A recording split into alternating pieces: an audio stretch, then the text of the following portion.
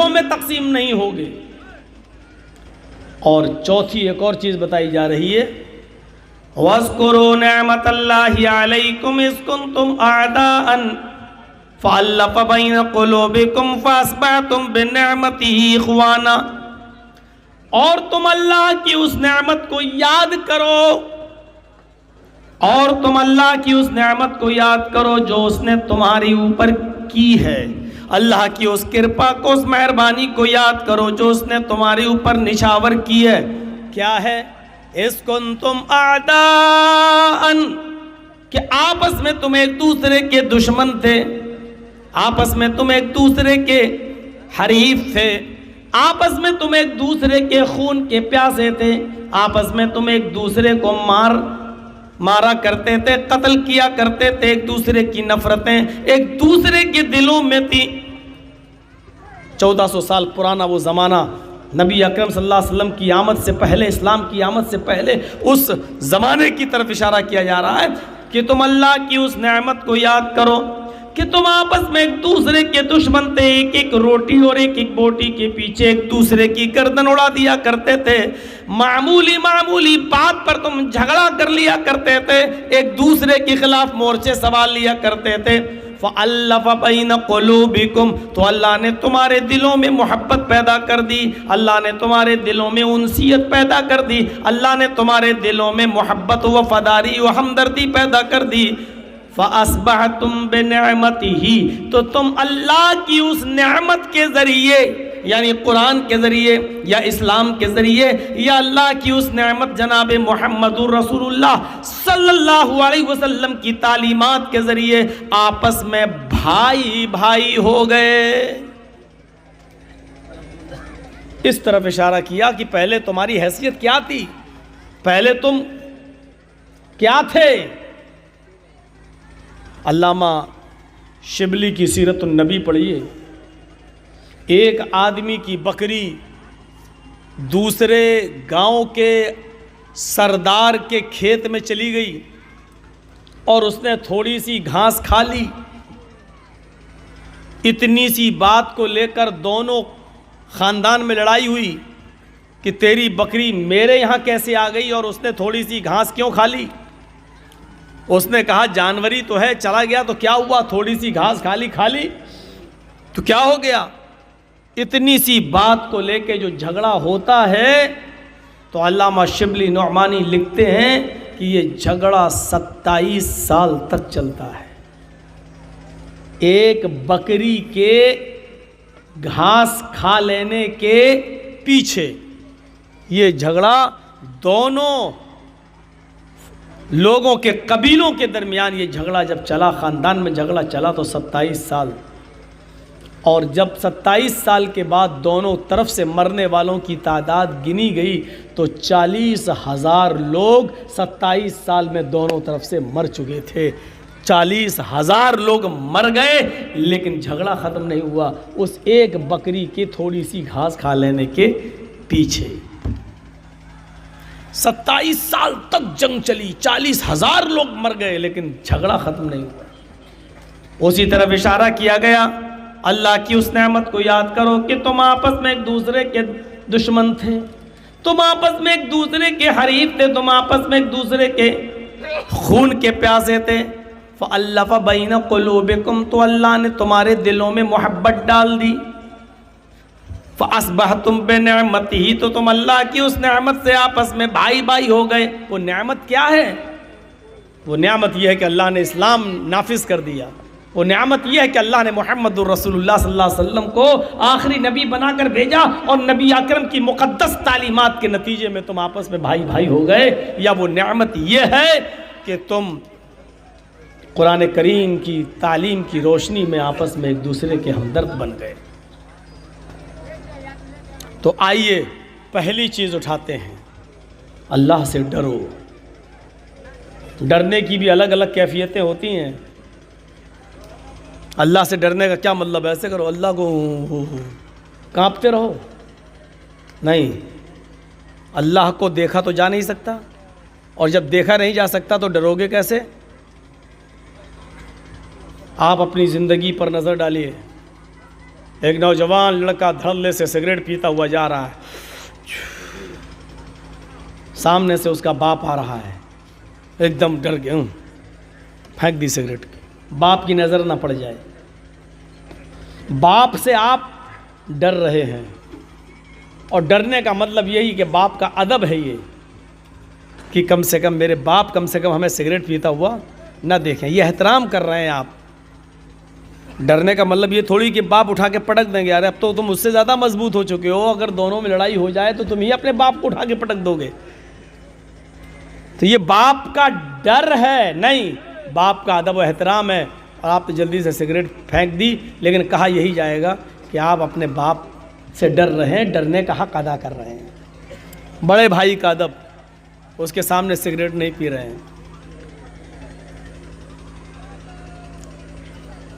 ہر چیز سے آپ ڈرتے ہیں۔ بہت سے لوگ آپ کو ایسے ملیں گے جو اس ممبر پہ آئیں گے، کرسی پہ آئیں گے، کھڑے ہوں گے، تقریر کریں گے جلسوں میں کہ اللہ سے ڈرو، اور کیا وہ خود کہتے ہیں میں اللہ سے ڈرتا ہوں، اللہ کے علاوہ کسی سے نہیں ڈرتا۔ یہ غلط بات ہے۔ آپ کو یہ کہا ہی نہیں گیا کہ آپ اللہ کے علاوہ کسی سے نہ ڈریں، اور جو یہ کہتا ہے میں اللہ کے علاوہ کسی سے نہیں ڈرتا وہ خود ہی جھوٹ بولتا ہے۔ ڈرنے کا مطلب یہ ہے کہ آپ ادب و احترام کو ملحوظ رکھیں۔ اچھا، اللہ کے علاوہ آپ کسی سے نہیں ڈرتے، اگر آپ کے سامنے شیر آ جائے تو آپ کیا کریں گے؟ خون خوار شیر آ جائے اچانک آپ کے سامنے، آپ کیا کریں گے؟ آپ بھاگیں گے، ارے جتنا ممکن ہو سکے آپ اپنے آپ کو بچائیں گے، بھاگیں گے۔ تو آپ نہیں ڈر رہے ہیں کیا؟ پھر آپ یہ کیوں کہتے ہیں کہ میں اللہ کے علاوہ کسی سے نہیں ڈرتا؟ اور یہاں اگر آپ سینہ تان کے کھڑے ہو جائے، شیر مار پنجہ میں اللہ کے علاوہ کسی سے نہیں ڈرتا، تو آپ سے بڑا کوئی بے وقوف ہوگا؟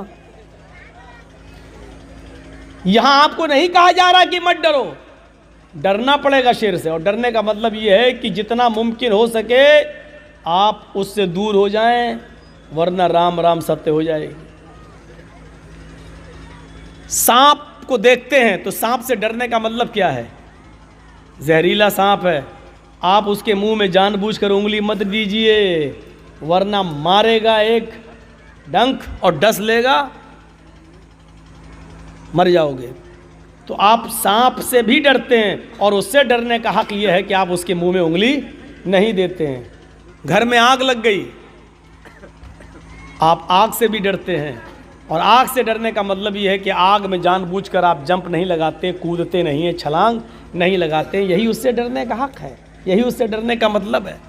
آپ زہر سے بھی ڈرتے ہیں، زہر کو دیکھ کر کوئی بھاگتا ہے نہیں، لیکن زہر سے ڈرنے کا مطلب کیا ہے کہ زہر کو آپ استعمال مت کیجئے، کیونکہ آپ جانتے ہیں زہر کو آپ استعمال کریں گے تو کیا ہوگا؟ ختم۔ تو زہر سے ڈرتے ہیں، ڈرنے کا مطلب زہر کو آپ استعمال مت کیجئے، کھائیے مت، پیجئے مت۔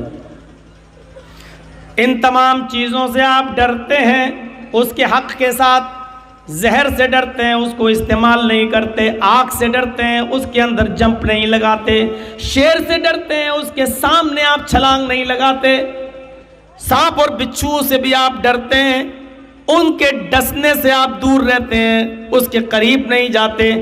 جس طریقے سے ان چیزوں سے آپ ڈرتے ہیں، اس کے حق کے ساتھ اللہ تعالیٰ نے فرمایا یا ایھا الذین آمنوا اتقوا اللہ حق تقاتہ، ایمانوں والو تم اللہ سے بھی ڈرو جیسا اس سے ڈرنے کا حق ہے۔ اب اللہ سے ڈرنے کا حق کیا؟ اللہ کو دیکھ کر بھاگو؟ نہیں، اللہ سے ڈرنے کا حق یہ ہے، اس کا مطلب یہ ہے کہ اللہ نے جنت اور جہنم دونوں بنائی ہے، اس سے ڈرنے کا حق، اس کا مطلب یہ ہے کہ وہ کام کیجئے جو آپ کو جنت میں لے جائیں، اور ان کاموں سے بچیے جو کام کرنے پر آپ جہنم میں جا رہے ہیں۔ ایسے کاموں سے بچیے جو کام کرنے پر آپ عذاب قبر کے مستحق ہو رہے ہیں، عذاب جہنم کے مستحق ہو رہے ہیں۔ اللہ رب العالمین نے جو احکام نافذ کیے ہیں ان کو بجا لائیے، اور جو نواہی جو منہیات سے آپ کو روکا اس سے باز آ جائیے۔ یہ اللہ سے ڈرنے کا حق ہے، یہ اللہ سے ڈرنے کا مطلب ہے۔ ٹرین چل رہی ہو، آپ ٹرین میں سفر کر رہے ہوں، ٹرین میں آپ نے سفر کیا ہوگا، دیکھتے ہوں گے 3 سیٹیں ہوتی ہیں، ایک لوور ایک مڈل ایک اپر، آپ سفر کر رہے ہیں، آپ کی سیٹ لوور ہے نیچے والی، بیچ میں ایک اور آدمی ہے جو لیٹا ہوا ہے، اور اپر برتھ پر ایک اور آدمی، رات میں گاڑی چل رہی ہے، رات میں آپ پیشاب کرنے کے لیے اٹھتے ہیں، ٹوائلٹ جاتے ہیں، باتھ روم جاتے ہیں، پیشاب کر کے آتے ہیں تو کیا دیکھتے ہیں کہ میری سیٹ تو نیچے ہے لیکن مڈل برتھ پر بیچ والی سیٹ پر ایک آدمی لیٹا ہوا ہے، بے ہوش ہے، اور اس کی جیب میں 2000 روپے کے نوٹ کی ایک گڈی ہے، یا 500 کے نوٹ کی 500 کے نوٹ کی ایک گڈی ہے جو اس کی جیب سے باہر آ رہی ہے۔ آپ نے دیکھا ہے ماشاءاللہ سب سو رہے ہیں، موقع اچھا ہے، پورا کوچ سو رہا ہے اور بیچ والی برتھ پر لیٹے ہوئے آدمی سے 2000 کے نوٹ کی گڈی باہر آ رہی ہے۔ آپ نے پھر ایک بار دیکھا، چور بھی چوری کرنے سے پہلے ڈرتا ہے، دیکھ لیتا ہے، اور جو بندوق رکھ کے یا پسٹل رکھ کے کہتے ہیں نکال جتنا، کتنا تیرے پاس، یہ چور نہیں ہے، یہ ڈکیت ہیں، یہ ڈاکو ہیں۔ تو اب جیب سے نوٹ کی گڈی نکالنے سے پہلے بھی آدمی ڈر رہا، دیکھ رہا ہے، دیکھیں کوئی دیکھ تو نہیں رہا ہے، دیکھ لے تو فائدہ کیا ہے۔ آپ نے دیکھا کہ سب سو رہے ہیں، پورا کوچ سو رہا ہے، آپ نے ہاتھ بڑھا دیا، 2000 کے نوٹ کی گڈی نکالنا چاہ رہے ہیں، بڑھا دیا، لیکن نوٹ پر آپ کی پوری دسترس ہو گئی، پوری قدرت، جیسی پکڑی نوٹ کی گڈی، اب بس کھینچنے والے ہیں۔ آپ نے سوچا ایک بار اور دیکھ لوں کوئی دیکھ تو نہیں رہا ہے، اچانک آپ کی نظر مڈل برتھ کی اوپر جو اپر برتھ ہے اس پر پڑتی ہے، کیا دیکھتے ہیں کہ اوپر جو آدمی لیٹا ہوا ہے وہ آپ کی حرکت کو دیکھ رہا ہے۔ بتائیے اس وقت کیا کنڈیشن ہوگی ہماری اور آپ کی، یا جو بھی پیسے نکال رہا ہو اس کی کیا کنڈیشن ہوگی؟ آپ اب نکالیں گے نہیں، جیب میں گھسیڑنے لگیں گے پیسے، اور اوپر والے آدمی سے کہیں گے بھائی صاحب دیکھو اس کا پیسہ نکل رہا تھا، میں اندر کر رہا ہوں، میں نکال نہیں رہا ہوں، میں چوری نہیں کر رہا ہوں، میں اندر کر رہا ہوں۔ یا دوسرا راستہ یہ ہوگا، چپ رہو، کسی سے کہنا نہیں، نصف لی و نصف لکم، آدھا میرا آدھا تیرا، اور کوئی ضروری نہیں وہ ایماندار ہوا نہیں مانا تو۔ تیسرا راستہ ایک اور ہے، وہ یہ ہے کہ آپ اس کو آدھا پیسہ نہ دیں اور نوٹ کی گڈی بھی رکھنا گوارا نہ کریں، آپ نکال لیں، لیکن ڈر ہے کہ اوپر والا آدمی شور نہ کر دے، اور شور کر دے گا تو پورے کوچ جو ہمارا سواگت کرے گی جو جوتے چپلوں سے، تو ایک راستہ اور ہے کہ نوٹوں کی گڈی لے کر چلتی ہوئی ٹرین سے ہم کود جائیں اور نیچے چھلانگ لگا جائیں، اور یہ رسک آپ لیں گے نہیں کیونکہ اس میں آپ کی جان جانے کا خطرہ ہے۔ بس دو ہی راستے ہیں، یا تو نوٹ کی گڈی اندر کر دیں یا پھر اوپر والے کو لالچ دے دیں۔ جب ایک معمولی سا چھوٹا سا کام، چھوٹا سا گناہ آپ کرنے جا رہے ہیں، لیکن اوپر والے آدمی نے اس گناہ کے کرتے ہوئے آپ کو دیکھ لیا ہے، تو چوری کرنے کی ہمت نہیں ہوگی۔ یہی اللہ سے ڈرنے کا حق یہی ہے کہ ایک مسلمان جب کوئی گناہ کے قریب جائے، شراب کی بوتل اس کے ہاتھ میں ہو، تو اس کے دل میں اور دماغ میں تصور آ جائے کہ ساری کائنات ہمیں دیکھ رہی ہو یا نہ دیکھ رہی ہو، لیکن اللہ رب العالمین کی ذات مجھے ضرور دیکھ رہی ہے، میرے ماں باپ مجھے دیکھ رہے ہوں یا نہ دیکھ رہے ہوں، لیکن اللہ رب العالمین کی ذات مجھے ضرور دیکھ رہی ہے۔